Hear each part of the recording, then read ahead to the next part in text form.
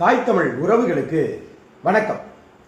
தூத்துக்குடி மாவட்டம் விளாத்திகுளம் சட்டமன்ற தொகுதியில் வேடநத்தம் அந்த சிறுமியின் பெயர் பிரதீபா. 12ஆம் வகுப்பு படிக்கக்கூடிய மாணவி. 10ஆம் தேதி மாலை வழக்கம் போல தங்களுடைய இயற்கை உபாதைகளுக்காக கிராமப்புறங்களில் எப்பயுமே ஒதுக்குப்புறமாக போகிறது வழக்கம். அப்படி போன போது அந்த பிள்ளை போன நேரம் 6 மணி. 8 மணி ஆகியும் வரவில்லை அப்படின்னையும் பெற்றோர்கள் காவல் நிலையத்தை நோக்கி போறாங்க.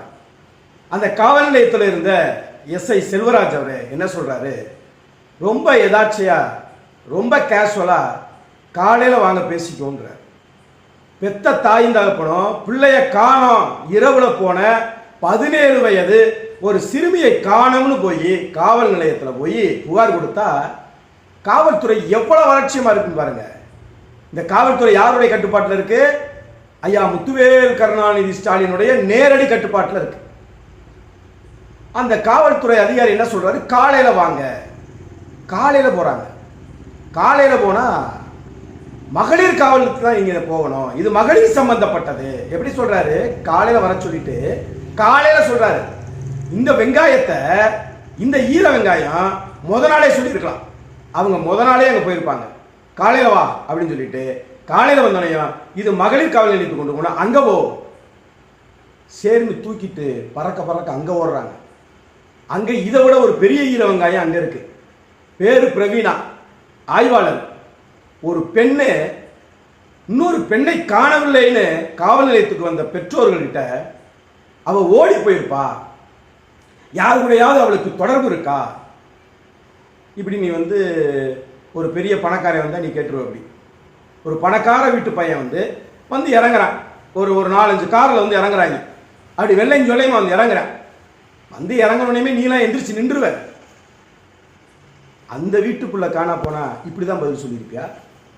எங்கேயாவது ஓடி போயிருக்கோம், யாருடையாவது இதுக்கு முன்னால தொடர்பு இருக்கா அப்படின்னு அலட்சியமா. ஒரு விவசாயியுடைய மகள் அப்படின்னா உனக்கு அவ்வளவு இலக்காரமா இருக்குன்னு. ஆனா அந்த விவசாயியும் அந்த விவசாயி மகளும் கற்ற வரிதான் நீ மாசம் மாசம் வாங்குற சம்பளம். அதை ஞாபகம் வச்சுக்க. அவன் கொடுக்கிற காசுல தான் நீ சாப்பிடுற.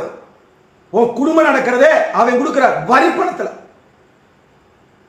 எல்லாம் கேட்டுட்டு அழுத்தம் அதிகமாகவும் மனுவை கொடு அப்படின்னு வாங்கி படிச்சு பார்த்துட்டு அடிச்சு திருத்தி கொண்டு வா அப்படின்னு சொல்லி திருத்தங்களை சொல்லி அனுப்பி சரியா கொண்டு வான்னு திரும்ப திரும்ப அனுப்பி 4 மணி நேரம் அந்த மனுவை அந்த பெற்றோர்கள் தெரிந்த அந்த அம்மா பிரவீனா வாங்குவதற்கு 4 மணி நேரம். 4 மணி நேரம் கழிச்சும் கூட வாங்கிக்கிட்டு அந்த அம்மா ஆக்ஷன் எடுக்கல. வாங்கிட்டு இது இந்த காவல் நிலையம் இல்ல, இது குளத்தூர் காவல் நிலையத்தில் கொண்டு போய் நீங்க கொடுக்கணும்.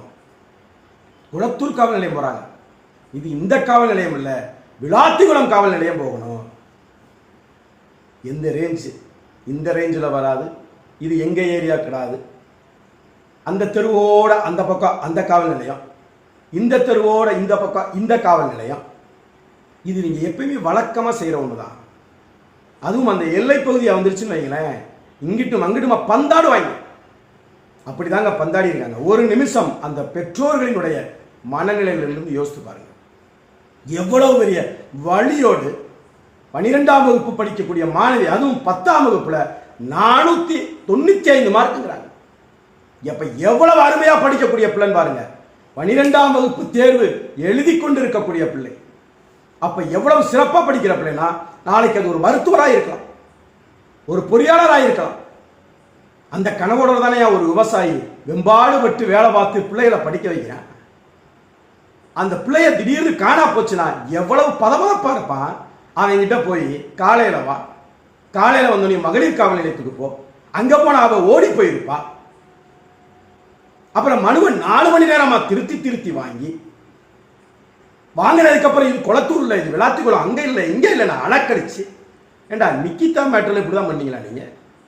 நிக்கிதா நகை காணா போச்சுன்னு சொன்னப்ப இப்படிதான் காலையில வா, இது அந்த ஸ்டேஷனு இந்த ஸ்டேஷனு. அப்ப மட்டும் மேலிடத்திலிருந்து ஒரு விஐபி பேசினாரு, அதனால அடிச்சே கொண்டீங்களடா. இல்லாத நகைக்கு, காணா போகாத நகைக்கு. நகை இருந்தாதானே காணா போகும். இன்னைக்கு சிபிஐ சொல்லுது நகையை கண்டுபிடிக்க முடியல. எப்படி ஐயா கண்டுபிடிப்பேன்? எப்படி கண்டுபிடிப்பேன்? இருந்தாதானே கண்டுபிடிப்பான். இருந்தால் தானே அது காணா போயிருக்கும். காணா போயிருந்தா தானே கண்டுபிடிப்பான். ஏண்டா அங்க மட்டும் உங்களுக்கு வீரம் வந்துச்சு, விவேகம் வந்துச்சு, தனி படை அமைச்சிங்க. நாட்டில் தொடர்ச்சியா கொலை கொள்ளை கற்பழிப்பு இது இல்லாத ஒரு நாள் சொல்லுப்பா. ஒரு 2-3 10ஆம் தேதி இது நடக்குது. அதுக்கு முன்னால 2-3 நாட்களுக்கு முன்பதாக 7 வயது சிறுமி கற்பழிக்கப்படுறான். அதுக்கு 2-3 நாளைக்கு முன்னால 70 வயது கிழவி கற்பழிக்கப்படுறான். மதுபத போதை கஞ்சா. இது ஒரு பக்கம்னா விசாரணை என்ற பேர்ல காவல் நிலையத்திலே வச்சு அடிச்சு கொள்றது. இந்த இளவெல்லாம் அப்படி இருக்குன்னா நீ பாருங்க, இந்தியா விடுதலை பற்றி 75 ஆண்டுகள் ஆனதற்கு பிறகு இப்பதான் பிரதமர் சொல்றாரு சீச்சி அப்படின்னா என்ன, கழிப்பட வேணுமா, தெருக்கள் இருக்கக்கூடாதா, வெளிப்புறத்தில் இயற்கை உபாதைகளுக்கு போகக்கூடாதா, அதுக்கு பேர் என்ன சீச்சி, ஒவ்வொரு வீட்டுக்கும் கழிப்பட வேண்டும். எப்ப சொல்றான் பாரு, இந்தியா விடுதலை பற்றி 75 ஆண்டுகள் கழிச்சு சொல்றான். இதெல்லாம் முதலே செஞ்சு இருந்திருந்தா, இயற்கை உபாதைகளுக்கு இந்த கிராமத்தில் உள்ள பிள்ளைகள் ஒதுக்குப்புறமாக போகாமல் இருந்திருந்தால் இந்த பிரதிபா இன்றைக்கு கொலை செய்யப்படுவாள். இப்படி எல்லாத்தையும் சுத்தி அங்க போய் இங்க போயிட்டு இருக்கும் போதே தகவல் வருது, முட்புதற்குள் பிரதிபா அரை நிர்வாணமாக கழுத்து முறிக்கப்பட்டு கற்பழிக்கப்பட்டு கொலை செய்யப்பட்டிருக்காங்க. எப்படி இருக்கும்? இதுல மீண்டும் ஸ்டாலின் வரணுமா? ஸ்டாலின் தொடரட்டும், தமிழ்நாடு வெல்லட்டும், நாங்கெல்லாம் கொல்லட்டும். இதுல குடும்ப தலைவி, உரிமை தொகை, புதுமை பெண். இந்த 12ஆம் வகுப்பு முடிச்சுட்டு அடுத்த வருஷம் கல்லூரிக்கு போயிருந்தா இந்த பிரதிபாவும் புதுமை பெண் தான். புதுமை பெண் ஆகிறதுக்கு முன்னாலே கொண்டீங்களா? வந்த உடனே காணம்னு வந்தாங்கல்ல, தீயணைப்புத்துறையோட சேர்ந்து அவங்க எந்த பக்கம் போனாங்களோ அந்த பக்கம் போய் அந்த பிள்ளையை தேடி இருந்திருக்கலாம்ல. ஒருவேளை குற்றையரும் குலையருமா இருந்திருந்தா கொண்டு போய் காப்பாற்றி இருந்திருக்கலாம்ல. ஒட்டு மொத்தமா இந்த கொலைக்கான முழு பொறுப்பையும் எஸ்ஐ, அதுவும் என்ன சொல்றான், ஸ்பெஷல் எஸ்ஐ செல்வராஜ் அவர் தான். ஆனா இப்ப வரைக்கும் பிரவீணா மட்டும்தான் பணியிடை நீக்கம் செய்யப்பட்டிருக்காங்க.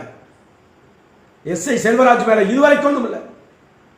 இதுல ஹரிகரன் அப்படிங்கிற ஒரு இன்ஸ்பெக்டர் அவர் வந்து போராடின மக்களை கொச்சையாக பேசி போராட்டத்தை வீரியமாக்கி விட்டு போயிருக்காரு.